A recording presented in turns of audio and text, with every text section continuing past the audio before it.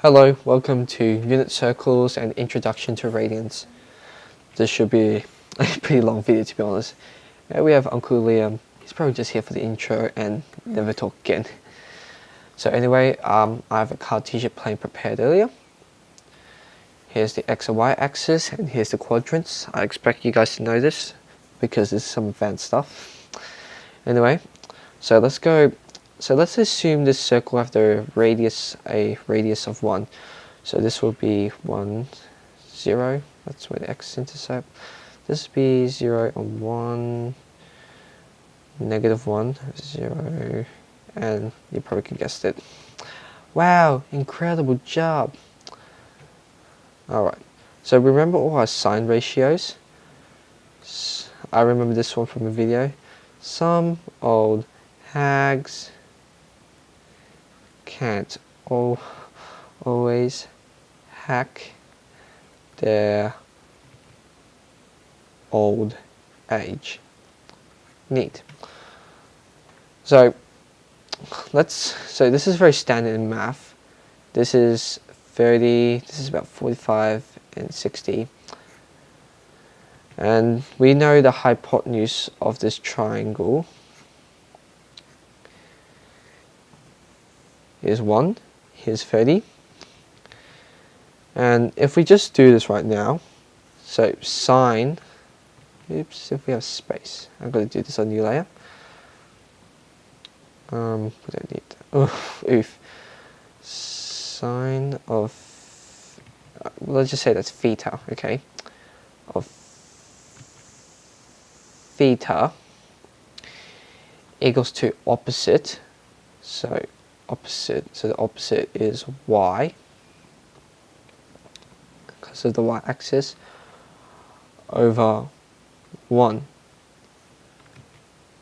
And then we can simplify that to sine theta equals to y. So sine equals to y. That's pretty neat. Let's do another one. Cosine. Cosine of 30, cosine of theta, I meant, we're not, equals to adjacent. So the adjacent is x, no, it's y, I apologize. It's y over 1, and we can simplify that to just y. And then tan is adjacent, opposite of adjacent, which we know sine equals to x, no, sine equals to y over x. And we can probably see here, opposite is the y-axis and adjacent is the x-axis. So with that new information,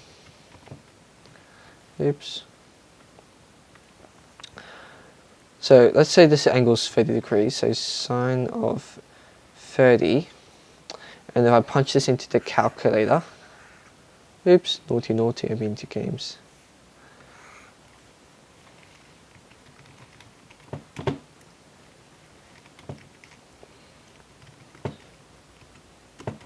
Just a second. So sine of 30,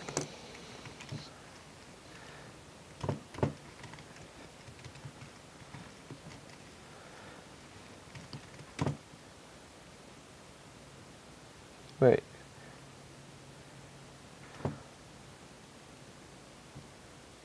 oh, oops, I had the other way around. I apologize for that. It's math.sine, oops, I put an M. Okay, 0.9 blah blah. I just need to convert this into degrees. And we should get 0.5, hopefully. I'm going to do some rounding here, so we're not going to get it exactly, it's approximate. 50, so that's in radians. Alright, in short term, if I do this, it will equals to 0.5. And on the y-axis, it's roughly halfway. So that's pretty neat. And it will be the same here. we get around there, and if we do sine 60, we get this angle, we get about here. So sorry about that, about my Python, but we basically, sine 30 equals to 0.5, and it'll probably be a common angle. And we can do that to the same to all of these trigonometrical ratios. Just a quick thing, all of the trigonometrical ratios will be positive in the first quadrant if like 0 to 90. In the second quadrant, only sine trigonometrical ratios will be a positive. Then tan will be positive, and then cosine will be positive. And then we can just make, well, that's pretty neat. I don't know why, but just something in my notes. Okay, so I think we understand the what's it this called again? Oh dear, I'm tripping on my own words. Unit circle. So now let's go talk about radians. So a radian is a very simple. Radian basically means 180 equals to pi radians with a C, and I forgot this. So let's go label every 90 degrees. So this will be 90 degrees and also be pi over 2 radians, equal sign, because that's the exact answer. Here will be just pi plus pi over 2 radians, something like that, and then 2 pi.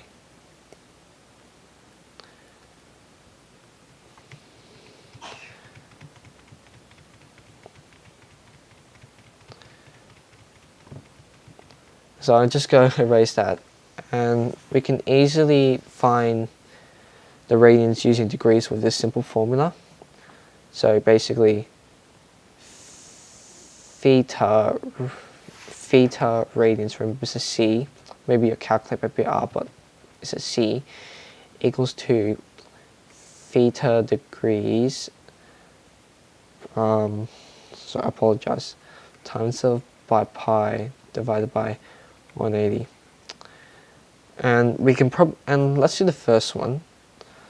So it's fairly obvious what this was going to be. It's basically half a pi. So let's go punch this into the formula. Oops. Ooh, okay. So that's all my space I have. I can show. Alright. So, what I need to do... I don't have enough space, oh dear. I apologize. So we want to find what's 90 degrees in radians. So first of all, let's find out what's pi and half, because that's all because that's our answer should be. So pi, oh oops, silly me. Math.pi divided by 2 equals to 1.57. So that means 90, so we're going to use the formula now, times it by, we're going to use approximate, so it's going to be like 89 or something like that, 3.1459, what was the last one, 8. Oh no, 3.14 is enough, and then divided by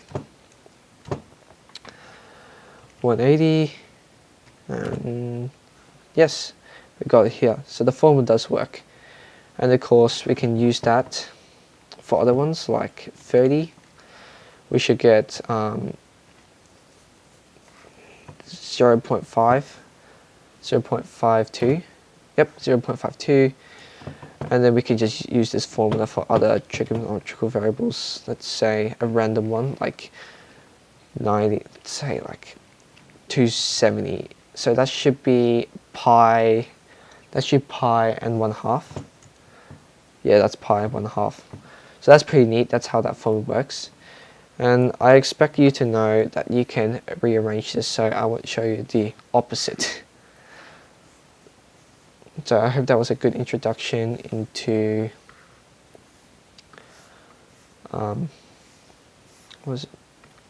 into radians. We can also do more radians, I guess, if we show you. So we know this is 1 pi in length. So we know what's it? So we just wait. We can just roughly guess. So I'm going to put in the formula. So 1 radian. I know this is so unstructured. Divided by math.pi, and this is degrees in radians. So 1 radian equals 57 degrees. So 57. So this is 1 radian. No, this is 1 radian. And then we're just going to continue on until we have the whole thing. 2 will obviously go into the second quadrant. 144, so that will be around here. I think a bit less. Yeah, this have to mirror this angle roughly. It's just a really rough guess. And then the last one is 3. Oops, that's huge. I'll spit it 1,000. Oh, 100, so it should be about here. Oopsie doozy, I flipped it. So we can from here we can roughly see the ratio. So this is 1 radian, this is 2 radian, this is 3, and that's 1.4.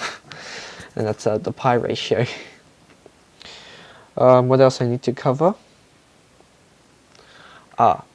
Symmetrical. So it's fairly easy to make the symmetrical thing. Alright, so let's say we have 30 degrees here. This is roughly 30, and we want to find the opposite. Well, the y value is going to be the same. Alright.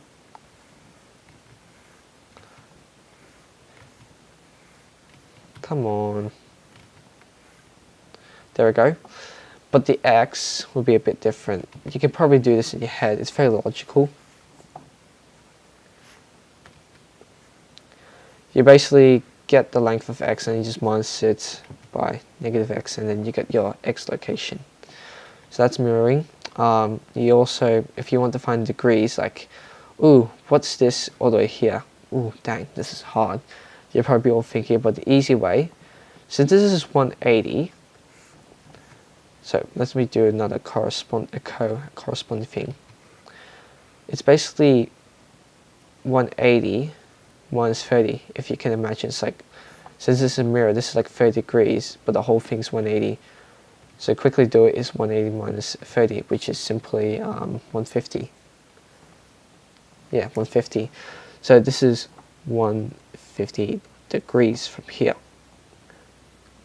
Oh, quick thing. Positive angles goes this direction, and negative go the opposite direction, if I got that wrong. What else do I need to cover? You can also do the same thing to radians. So let's say, remember 30 degree radians was 0.52. So that means we just minus this from pi. So 3.14, we just minus that, we get our answer of how many radians here.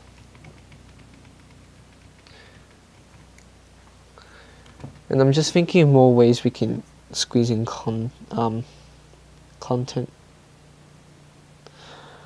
Alright, so let's do, what was it? More conversions, I guess. Alright, I got one. So I think this is going to be the last thing I'm going to teach myself, and I call it a night. So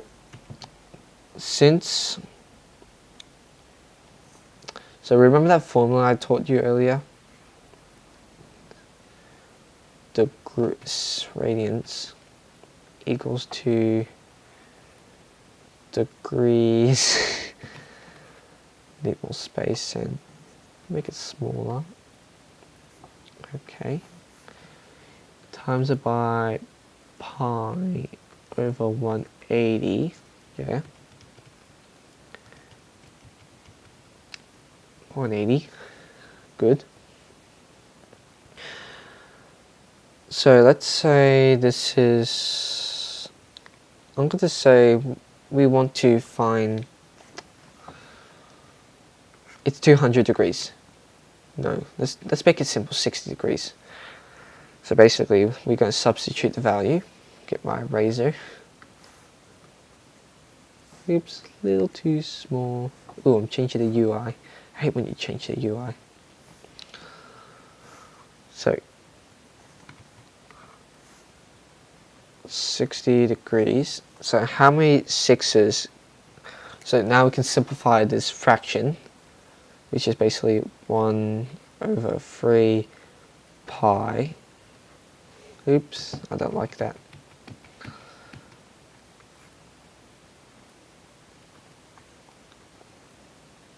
Over 60. And then that can be simply, now we can find out radians if we get my calculator.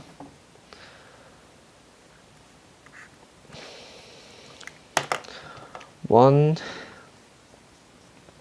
times math dot pi, oops,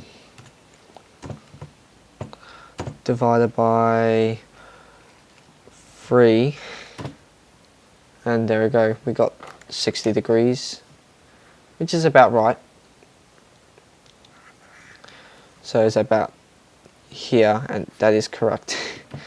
If you can imagine just laying out where they approximately go. But the thing is, if this equals to more than 180, it obviously, so let's say we go over more than 180, so let's say it's a 4. I already know what this is going to be. It's going to be about here. And I just want you to learn to recognize that if this is like a mixed fraction, like already it's like a mixed fraction, like this is basically equals to that. If there's a 1, you know it will pass in, it will go into the third quadrant. And if this is like more than half, let's say, like if this passed like 1.5, it will go into the next quadrant, because if the top denominator, the numerator is more than halfway, it will go into the fourth quadrant. So you can easily think of this 1.5 to 0, 1.5 to 3, 1.5 dash, you get the idea. It's actually too silly me. Oh no, I'm getting lost in my own thing, my own tutorial. Oh dear. Well, I hope this helped you understand radians. This is mainly for my own purpose, so I'm glad that you watched it, even though it wasn't created for you. Auf Wiedersehen.